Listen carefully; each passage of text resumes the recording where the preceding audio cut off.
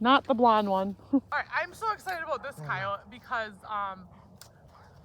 I've had this trap here for a while, but it just keeps getting frozen, and it's like I would leave it alone because there were no coyotes, and so then it would freeze thaw and get, you know, frozen solid, and then the coyotes just happened to come in, and I kept missing them. So a couple nights ago, this exact coyote came in. Trap was frozen. He danced all over it, took the bait, and left. Marbles, sit down.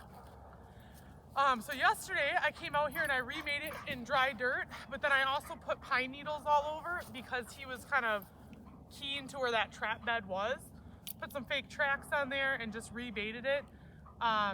And he came back in. I see he took a piece of bait and went off, but then he couldn't resist and he came back in, and I got a nice deep front foot catch. So yeah, I'm just excited about this one because it's been a hard weather season with 40 degrees and thawing during the day and freezing at night, which is typical every single year right around this time. But you know, definitely just sort of a rewarding one because we've been playing cat and mouse for a while. All right, I just dispatched this coyote, so I'm going to show you the full remake. Might be kind of boring and long, but people always ask what you do, especially when it's a lot of snow and you have a big burn circle. So this isn't like a high coyote population area. I'm not going to throw another trap in. If I was in a good spot, I would put another trap in, and I'd probably have 2 or 3. Literally, this is the only trap I had. Really just to catch this coyote, but I know there'll probably be more with breeding season. So, so anyway, I'm just gonna remake this set. So I'm not gonna put another one in.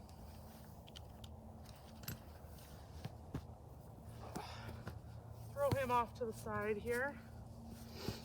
All right, first thing I always do is I go ahead and set the trap off to get all everything that's been packed in there, mud and everything. Especially with their body heat kind of melts around the metal, and then you'll have that frozen. So set that off to get the gunk out. My hunting boots are not the best option for trapping.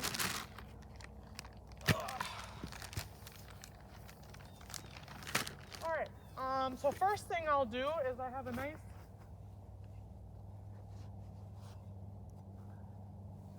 pile of fresh scat from this coyote. I'll go ahead and put there for anybody interested that comes along. All right, then I'm also going to dig out the dirt hole again. What's good is he couldn't move this log because it's frozen, so we have that site exposed bait law here. So I'll put all the venison scraps and stuff underneath this log, so a coyote can see it from down here, but birds can't see it from above. So, all right, and then lucky for me, this trap bed stayed fairly open. I'm actually auto wax dirt for the year, so like I said, this is sort of haphazard. Like if I was in a real good coyote spot, I'd be working harder to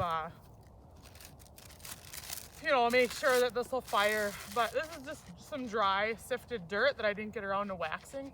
I think it'll be weeks before I see another coyote through here, so I'm not too worried.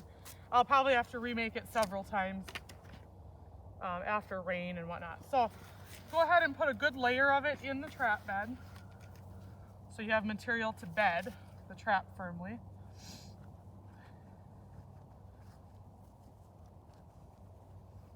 Okay, and I go ahead and I crumpled my wax paper so it's a little softer, not so loud, especially when it gets frozen, it can get kind of crinkly.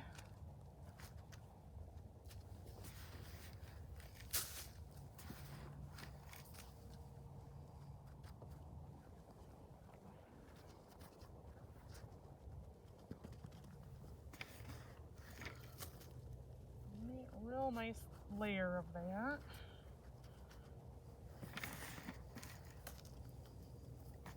Okay, then I always sprinkle it around because I don't want just this spot to have the odor of whatever, you know. It's like, no matter what you do with your wax dirt making process or just regular dirt, everything carries odors. So I just put it around so that it's not in this one concentrated spot.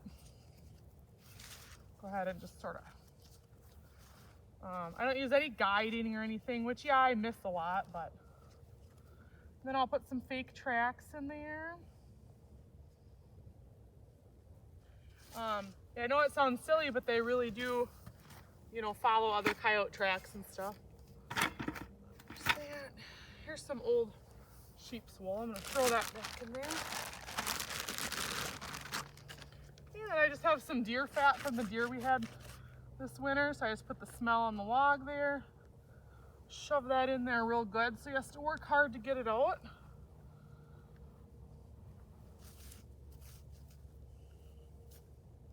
Fox and coyote naturally bury their food in the wild, so the coyotes and stuff it's not foreign to them to have to dig up scraps that other critters have buried, and this way they're digging and working the set, so they're more likely to get caught. And then I just have this long distance gator oil.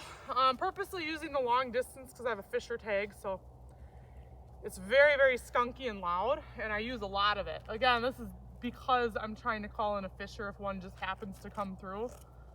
I wouldn't normally use that much lure on just a coyote set, but. Okay, and then last thing I like to do is just sort of like, well, everything's pretty frozen, but I just sort of rake out so it's not much of a concentration of set. Just kind of throw it around.